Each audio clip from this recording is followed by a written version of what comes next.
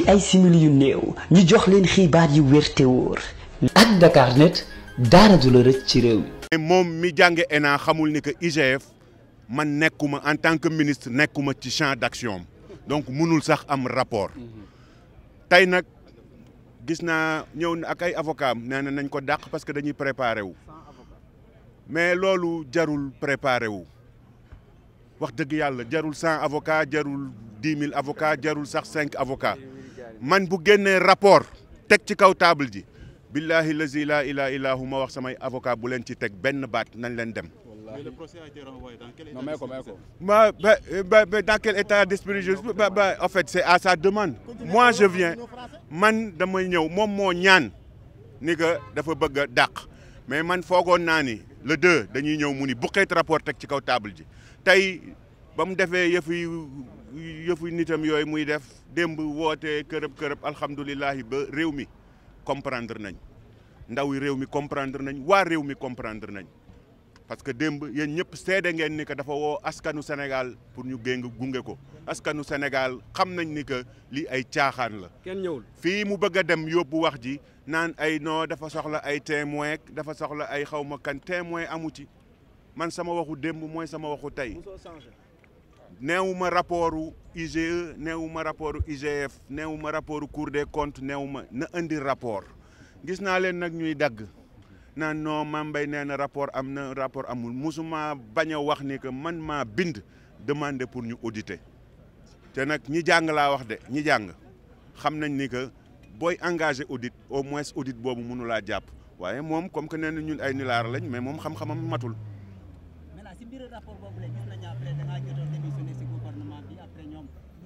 xam nga loolu dinañ def point de presse ma wax leen.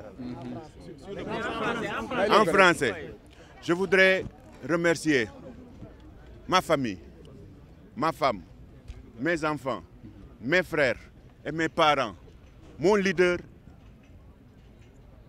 et les gens, les militants de notre coalition, APR Benno Bokk Yakaar, pour leur soutien et l'ensemble des associations de jeunes et de femmes qui continuent à me manifester leur soutien à travers des messages. Je pense que c'est quelque chose, de très simple, de très banal. Ça devrait être un procès banal. Une personne qui accuse un citoyen qui dit détenir un rapport. Mais on n'a pas besoin de 1500 avocats, on n'a pas besoin de renvoi. Moi, s'il produit ce rapport-là, que ça soit un rapport de l'IGE, que ça soit un rapport de l'IGF, que ça soit un rapport de la Cour des comptes, que ça soit n'importe quel rapport, même de services de renseignement étrangers, si M. Sonko produit ce rapport-là, moi je me constitue comme détenu. Aujourd'hui, il a fini de prouver que l'incompétence qu'il accuse, l'incompétence qu'il qualifie, qu'il utilise pour qualifier ses adversaires, aujourd'hui, c'est lui qui est incompétent. Un monsieur qui est sorti de l'ENA, qui a fait 15 ans au ministère des Finances, quand il pense qu'un rapport des services de l'inspection générale des finances peut épingler un ministre de la République, c'est parce que vraiment il faut être un abruti. Aujourd'hui, son comportement et son discours a agressé l'école normale des administrateurs civils. Parce que ce n'est pas possible. Un ministre ne peut pas être dans le champ de l'IGF. Ce n'est pas possible. Il dit que oui, il y a des rapports. Oui, quand on fait un décret pour demander à ce qu'une personne soit relevée, on fait un rapport. Ce rapport-là, on peut l'appeler rapport de présentation. On ne demande pas au président de la République de renvoyer une personne qu'il a nommée par décret. Mais je viens de comprendre que même lui, malgré ses accusations, il ne savait même pas que moi, je n'ai jamais été coordonnateur. Je n'ai jamais été coordonnateur du PRODAC. J'ai été ministre de tutelle. Aujourd'hui, s'il y a des problèmes à la SICAP, on n'appelle pas Ablaye Sow. S'il y a des problèmes à la Sénélec, on n'appelle pas le ministre de l'Énergie. S'il y a des problèmes au coude, on n'appelle pas le ministre de l'Enseignement supérieur. Au nom de quoi? Est-ce qu'un énarque, quelqu'un qui prétend détenir des documents, un énarque qui pense que moi je peux être épinglé par un rapport de l'IGF. C'est la honte. Maintenant, on a vu que ce rapport-là a poussé votre démission lorsque ça a été Monsieur, moi, je suis cohérent. la même volonté qui m'a poussé à proposer ma démission au président de la République, c'est la même volonté aujourd'hui qui m'anime pour aller jusqu'au bout, pour montrer à mes concitoyens que ce monsieur-là est un menteur. Toujours la constance. Je vais le dire. Moi, j'ai démissionné parce qu'il y avait une clameur publique organisée. J'ai proposé au Premier ministre d'antan, Boun Abdallah Dionne, ma démission pour mettre à l'aise tout le monde et me soumettre à la justice, tel que je suis venu me soumettre à la justice. Je ne manipule personne. Il ne faut pas qu'on soit dans la manipulation, qu'on soit dans le divertissement. Moi, j'ai honte. J'ai honte pour ces cadres qui se disent respectueux de Pastef. Parce que si c'est cette personne-là qu'ils veulent faire, qu'ils proposent comme président de la République, vraiment, il a abruti notre pays. Merci beaucoup. Merci beaucoup. ci ay simili yu néew ñu jox leen xibaar yu wér te wóor ak Dakarnet dara du la rëcc ci réew mi.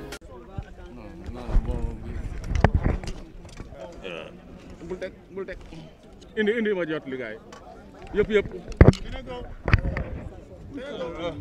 par nga moom ku am bi donc dégg nañu kàddu ministre Mame Mbaye Niang donc ñu fàttali leen ne le procès kon renvoyé nañ ko ba le 16 mars sa voix bi nga xam ne ni ñi ko sàkku mooy avocat Ousmane Sonko yi dégg nañu Mame Mbaye Niang lu mu wax donc dañuy jël réaction avocat Ousmane Sonko yi parce que ñoom itamit dañuy nii di génn ku moom bi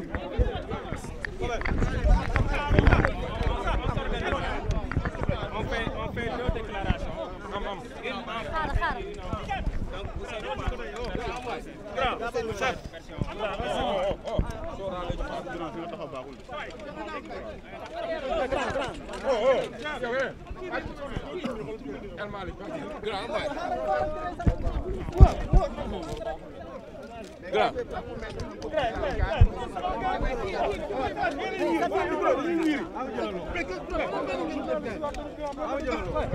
yàgg ngeen sama pied waay.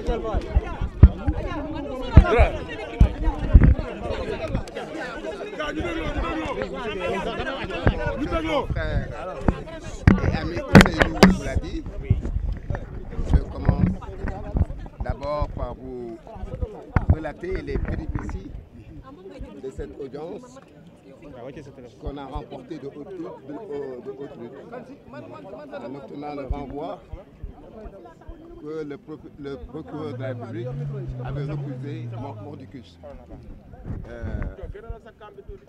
Nous sommes satisfaits d'avoir remporté cette deuxième manche, mais nous demeurons quand même perplexes dans la mesure où nous constatons, depuis que l'affaire a été évoquée à l'audience du 2 février dernier et qui a fait l'objet d'un renvoi ferme pour aujourd'hui, un empressement suspect du parquet pour juger notre client Ousmane Sonko. Cet empressement succès nous laisse entrevoir et suspecter à bon escient que le procès intenté contre notre candidat, contre notre client Ousmane Sonko, est un procès politique. Au-delà des aspects juridiques, il y a un agenda précis de l'exécutif et qui veut, je le dis crûment, qui veut, après la tentative avortée, presque avortée, je dirais, avec le dossier Adji Sarr, de le faire condamner avec cette accusation de diffamation, cette accusation que je trouve parfaitement farfelue. Par conséquent, nous avons décidé de nous dresser, nous autres avocats, comme un bloc contre cette décision unique, cette tentative de retenir ce dossier, alors que la jurisprudence constante des cours et tribunaux dit ceci. Un dossier qui a été évoqué pour la première fois peut faire l'envoi, peut faire l'objet de plusieurs renvois. Mais pourquoi avoir demandé le renvoi? Pourquoi avoir demandé le renvoi? Nous avons demandé le renvoi parce qu'il y a eu de nouvelles constitutions. Moi-même, Ousseynou Fall, j'ai été constitué par le sieur Ousmane Sonko hier nuit. Par conséquent, pour une bonne administration de la justice, l'avocat qui vient d'être commis, qui n'a pas connaissance du dossier, a parfaitement le droit de demander le renvoi. Et c'est la première fois, en fait, dans l'histoire de notre pays, qu'on assiste à cette opposition farouche du parquet pour s'opposer au renvoi.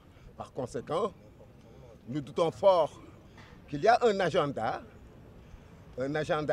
bien déterminé, qui est là, qui est arrêté, qui est concocté par l'exécutif pour faire condamner le président Ousmane Sonko et le priver ainsi de ses droits civils ou politiques. Mais ça ne passera pas.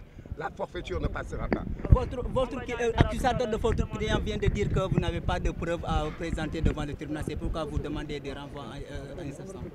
Vous savez, nous ne sommes pas ici à l'audience pour présenter des preuves. Le jour de l'audience, vous verrez ce que vous verrez. Les preuves seront là. Vous verrez qu'en fait cette accusation est tout à fait farfelue, que c'est une accusation qui ne repose sur absolument rien du tout, parce que les faits dont parle Ousmane Sonko, dont parle M. Maïnian, ces imputations et ces allégations sont parfaitement avérées.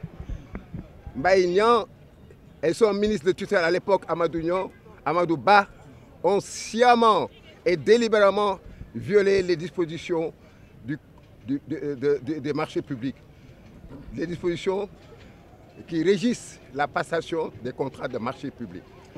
Vous avez réclamé la comparaison. Nous l'avons déclaré parce que nous pensons que dans ce dossier, aussi bien